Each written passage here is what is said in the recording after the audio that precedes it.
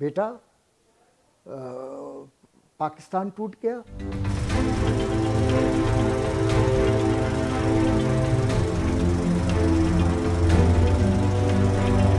मैंने ख्वाब में देखा कि मेरा बेटा है। मैंने दरवाज़ा खोला तो कहने लगा माँ तुम दरवाज़ा बंद कर लो, मैं अब नहीं आऊँगा।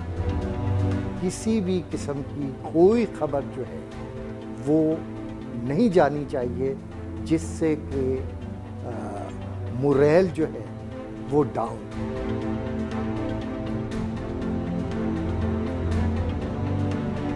ये जो कुकरी है, ये जो कैप्टन महेंद्रनाथ मोला का जहाज था और टोर्पीडो उसके स्टर्न में पीछे फायर किया। एक्सप्लोजर मेरे लिए इस्तेमाल करना तकरीबन 60 टन, उसके नीचे एक्सप्लोड हुआ। तो वो लम्हा मुझे सारी जिंदगी नहीं भूला।